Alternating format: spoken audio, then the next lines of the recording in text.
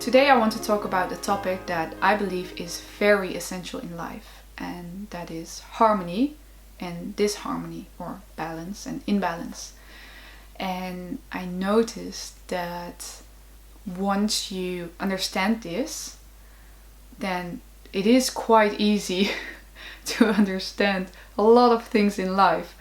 But since this is not really clear anymore to a lot of people, then they start to doubt the most self-evident things in life, and then everything starts to become very blurry and unclear and confusing. But actually it's quite simple once you understand this. The whole point of life is balance, and that's balance between the masculine and the feminine. Because when there is balance, you can reproduce, right? When there's a man and a woman, they can have a child. They can produce new life. And this is the case in every level. So psychological level, physical level, you can see it in nature, you can see it in culture, you can see it in art. Like everything about life is about balance. If something is in harmony with each other, masculinity and femininity, then it can continue to live forth and it can reproduce. Therefore, it is moral, because life is moral. Death is, you could say, is immoral. But whatever creates life, whatever can live, then you can say that's moral according to nature, because it can live forth. And that's the whole point of life, to continue. But therefore, balance is needed. For when there is imbalance, there is death. When there is imbalance, then there's sickness, it can't reproduce, it can't live forth, so it will die. That's what Mother Nature does, you know. When something is healthy, when there is balance, when there is beauty, because balance is also beauty, then it can live forth. So Mother Nature will allow it to live. But when there is sickness, when there's imbalance, so sickness, then she just kills it off, then you're done. What exactly is femininity and masculinity? So masculinity is everything that is clear to us, right? It's the conscience, it's culture, it's rules, it's everything that you can measure. You know, you can measure IQ, you can measure money, you can measure sports accomplishments, you know, how fast you can run, you know, you can measure how fast a car is, you can measure how strong someone is, you can measure all these things, and that's masculine. It's reason, it's logic, it's, you know, everything that is clear. And then femininity is everything that's not masculine. So it's like, yeah, it's emotions. You can't measure emotions. It is prophetic hunches, it's dreams, it's, you know, it's softness. You know, masculinity is quite harsh, actually, quite brutal. Femininity is very soft, very soft. Masculinity is wanting to compete, wanting to win. Femininity is not wanting to win. It's just a completely different thing. It's another realm. Femininity is nature, Mother Nature. It is, yeah, you know, like everything that is fake, actually.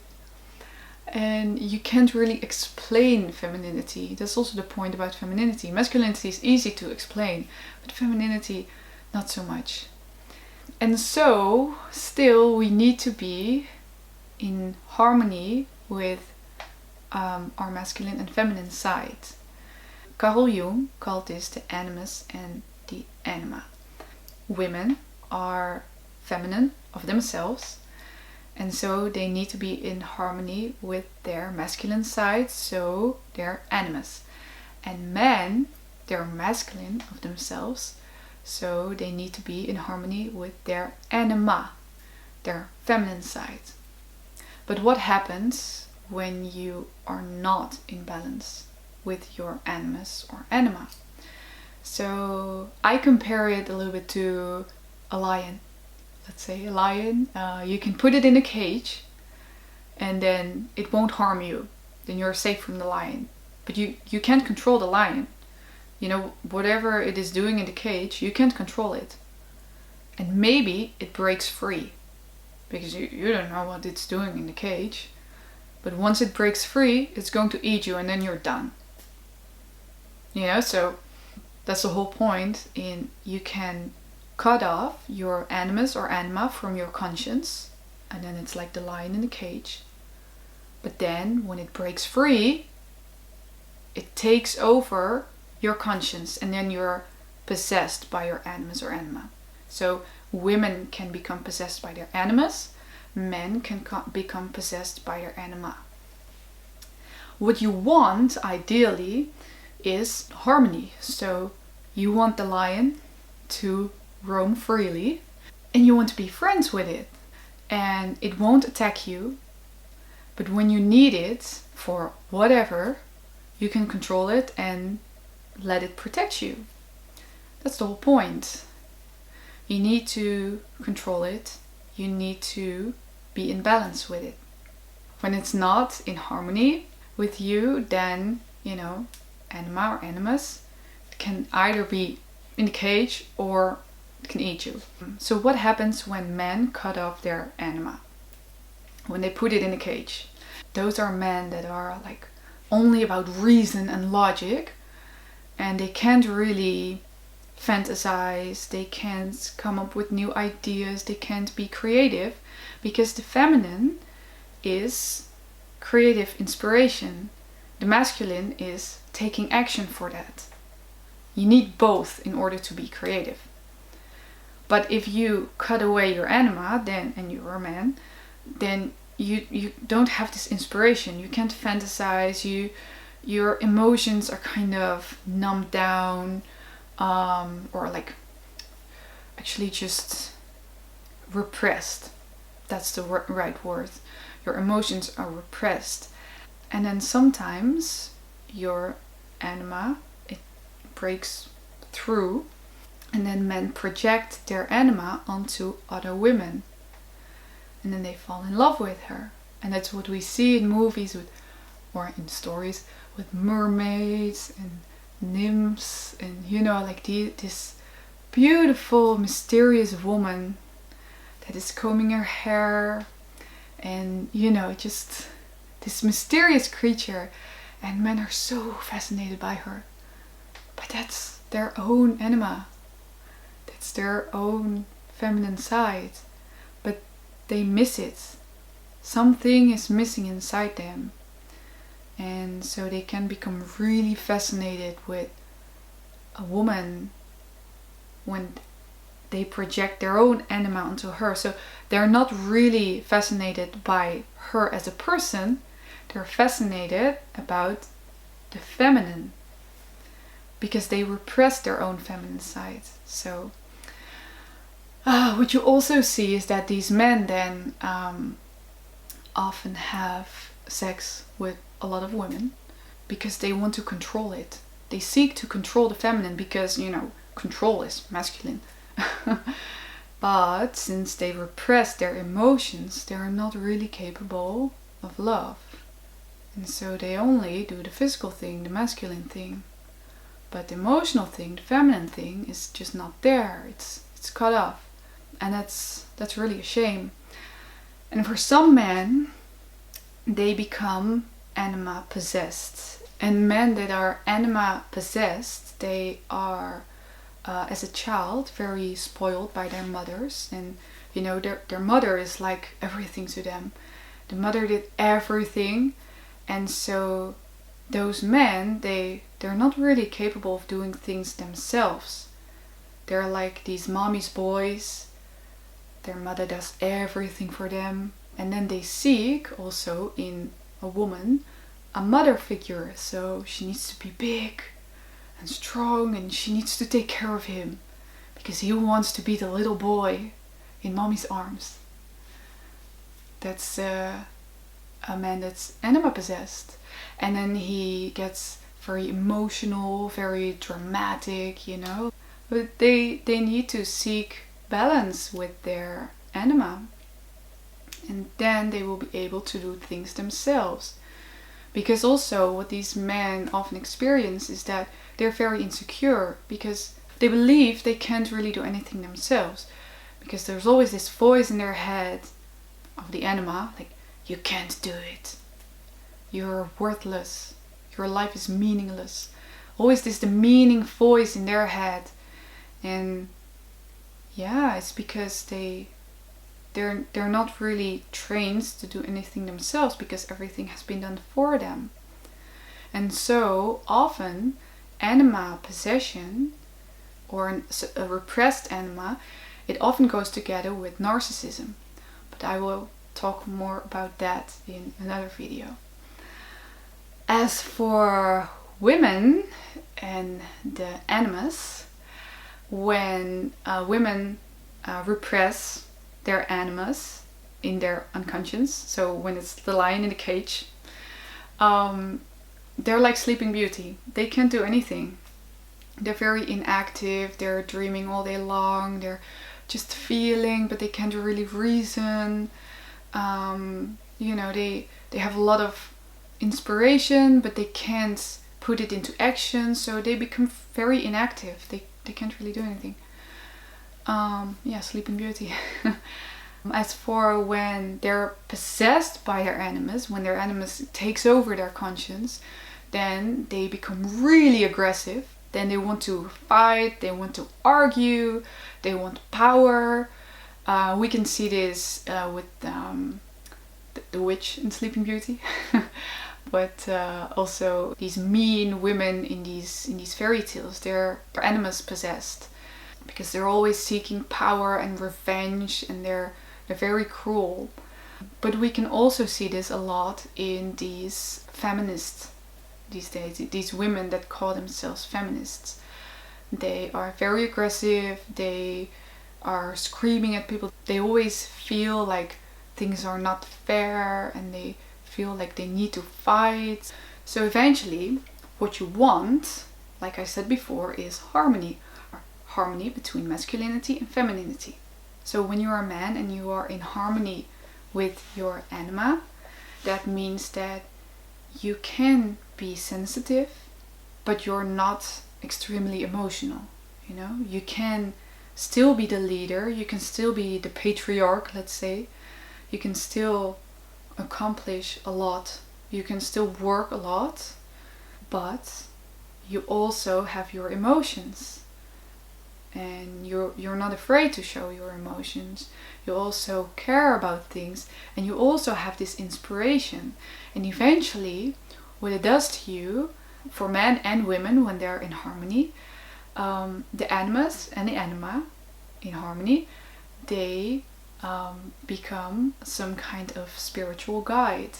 So for the woman, when she's in harmony with her animus, the animus becomes some kind of inner security, inner spiritual security that gives her stability and safety, so she can be soft to the outside world.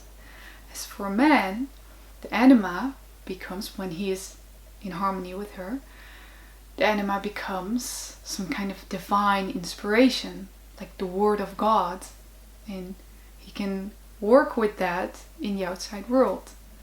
So that is the whole point eventually. You need to be in balance with your masculine and feminine sides. And when there is balance, when there's harmony, there is beauty, there is life, there is love. You can reproduce on every level in life, on every aspect, also in society, also culturally. A culture can't live forth when there's only masculinity or only femininity. It needs both.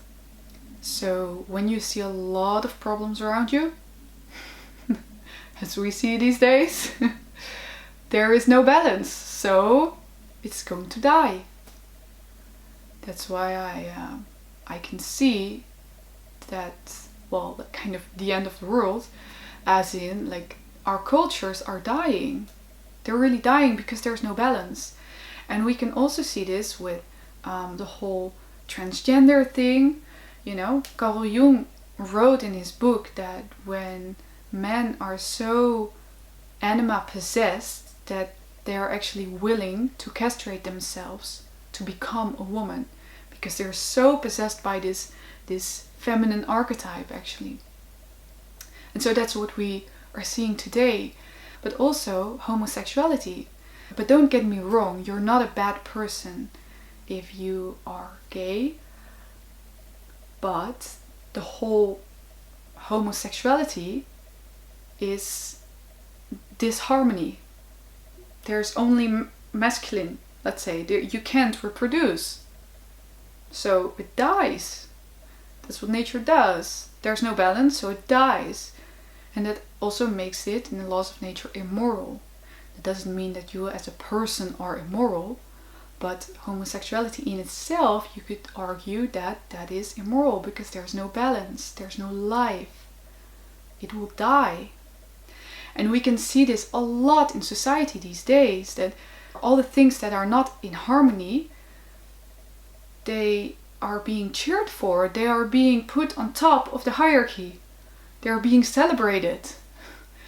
And that's like upside down world, of course. That's what Jonathan Peugeot always talks about.